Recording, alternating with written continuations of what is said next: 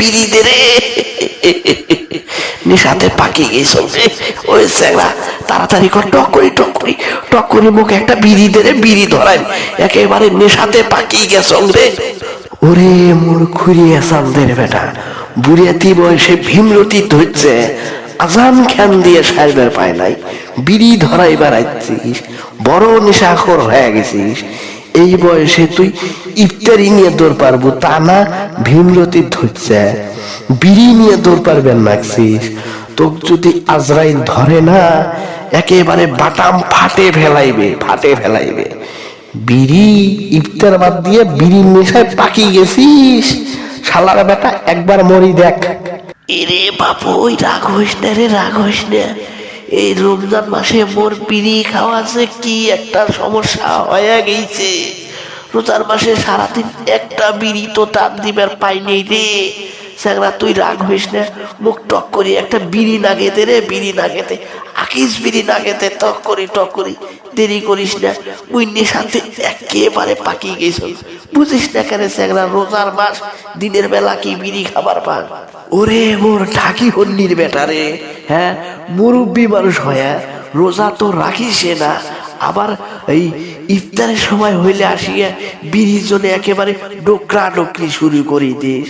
তোর কি ভীমরতি ধরছে রে শালি মন্দির বেটা, হ্যাঁ রোজার মাসে সন্ধ্যাবেলা আসিয়া ভং শুরু করে দিস।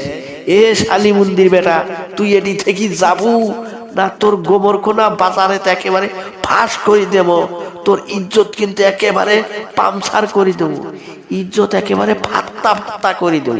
শালি মন্দির বেটা, এই বয়সে আসিয়া রোজা তো থাকিস না, সন্ধ্যাবেলা আসিয়া আরে বিড়ি করি মাথা খায় বেলাস, তোর বাপের মাথা খাবো, খারাপ হয়। এই ত্যাগরা তো ভাল করি কবার নাইছ যে মোক একটা বিড়ি দে, নেশাতে পাকি গেছ।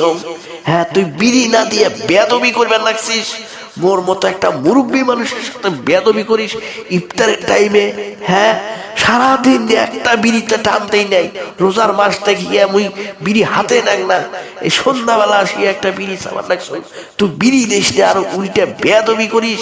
চ্যাংরা আবার কবার লাগছিস যে মোর ইজ্জত পামছার করিবি, নিলামে তুলি দিবি, ফাত্তা করি দিব। এ চ্যাংরা তোর বাপক মুই চেনং না রে, হ্যাঁ তোর বাপ মসজিদে আসবে, তোর বাপের সমাজ থাকি বাইর করে দেব, মুই হচ্ছ মসজিদের সভাপতি, মোর সাথে বেয়াদবি করিস, তোর বাপ মসজিদে আসুক, তো ওরে একেবারে সমাজ থাকি বাইর করে দেব।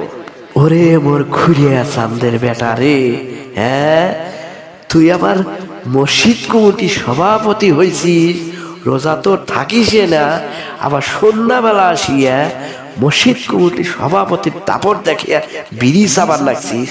তোর সমাজের গোষ্ঠীক মারং রে, হ্যাঁ যে সমাজের সভাপতি রোজা থাকে না, সারাদিন পটপট করে বিড়ি খাস, আবার সন্ধ্যাবেলা হইলে ইফতারের টাইমে আসিয়া রোজাদার করে ডিস্টার্ব করিয়া তুই বিড়ি চাস, তোর সমাজের গোষ্ঠীক মারং রে, গোষ্ঠীক মারং।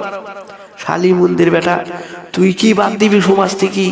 মুই তো সমাজ থেকে বাইরে হয়ে যাব। হ্যাঁ তোর মতো সভাপতি যে সমাজে আছে না, ওই সমাজে থাকার মোর কোনো ইচ্ছে নাই। আর হ্যাঁ সবগুলা দর্শক ভাই কবার লাগছ, এরকম যদি সভাপতি পান একেবারে টিকেট টাং দিয়ে বীর করিয়ে দিবেন, আর যদি ওমাক বীর করবেন না পান তোমরাই বাইরে হয়ে যাইবেন। এরকম নেশাখোর বিড়িখোর সভাপতির দরকার নাই রে ভাইও, এরকম সমাজের দরকার নাই।